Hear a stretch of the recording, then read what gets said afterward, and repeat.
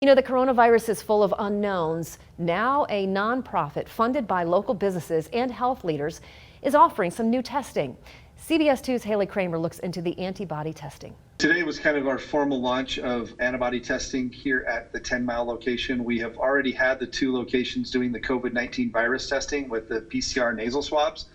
But the response was overwhelming for people that wanted antibody testing. Tommy Alquist is a former ER doctor, the CEO of BVA Development, co-owner of Seltzer Health, and the co-founder of Crush the Curve Idaho.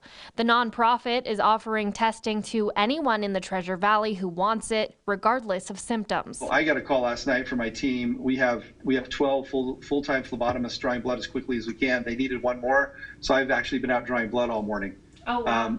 The stories from the people coming in are just gripping. People that really, really needed to know for a really significant reason, either a loved one or someone that they thought they may have infected. People want to know if they've had this. So for people who may not know, what does antibody testing tell you?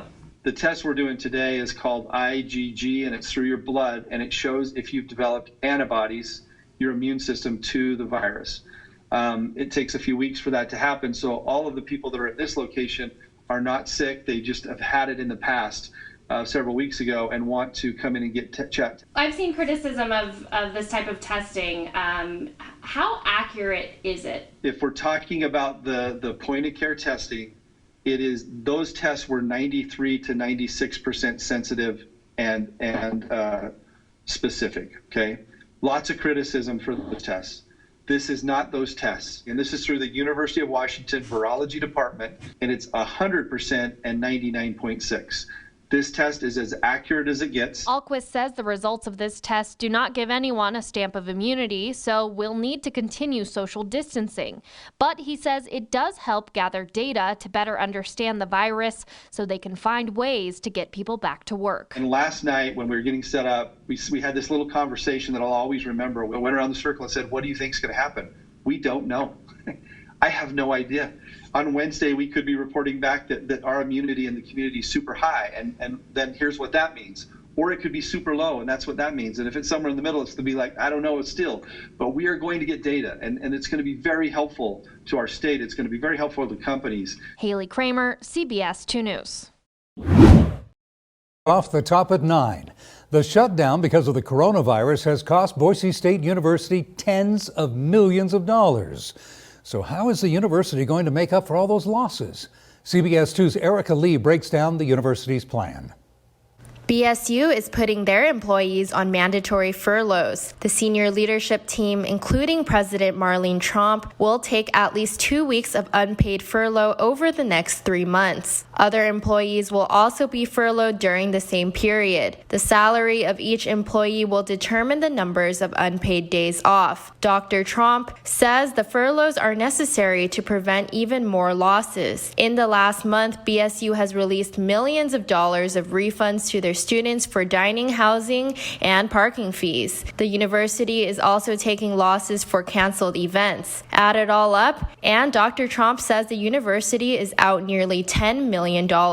Erica Lee, CBS 2 News. Now, the furloughs apply to administrators and staff who make over $40,000 a year. However, many faculty members who are on 9-month contracts are exempt. To read President Trump's full statement, go to our website, idahonews.com. Prices in Idaho continue to drop. CBS 2's Scott Logan found out how low they may go. Here's one thing that may take your mind off the coronavirus pandemic, if only for a little while. Gas prices are in free fall. Idaho is one of 10 states that has seen the largest decline in its average price of gas over the past week or so. It's really exciting that we have low gas prices, but it's really unfortunate it's under these circumstances. I'm a happy camper. It's a good day to have a truck. Normally it's begrudgingly driving around in my truck. So look how long it's taken us to get this low though, 6 months, 8 months. And as soon as they start jacking the price up, it's going to be within 2 weeks. Idaho gas prices are now running below the $2 a gallon threshold. According to AAA, the Gem State's gas prices are now averaging $1.98 a gallon and getting closer to the national average of $1.83 a gallon.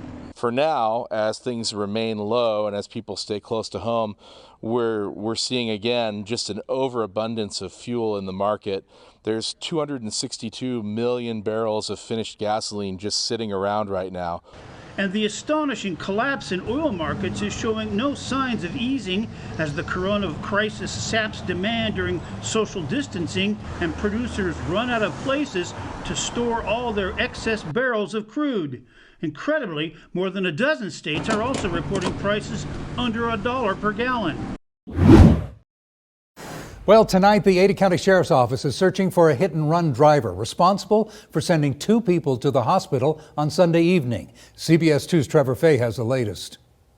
A couple is in critical condition after they were hit while walking down West Harness Drive on Sunday night. Investigators are searching for the driver who took off after hitting them. Witnesses saw a white pickup truck with an extended bed and oversized tires drive away from the scene. When deputies arrived at Harness Drive and 5 Mile Road, they found a man and woman lying on the ground and fresh tire tracks in the gravel. But there was no glass from broken headlights, so they say the truck or car that hit them would most likely have damage to the middle front. We're not being told the names of the victims, but the woman is 28 years old and the man is 31. In Boise, Trevor Fay, CBS 2 News. Now, if you have any information about this hit and run, call or email the Ada County Dispatch Office using the contact information at the bottom of your screen. Now, this information is also available on idahonews.com.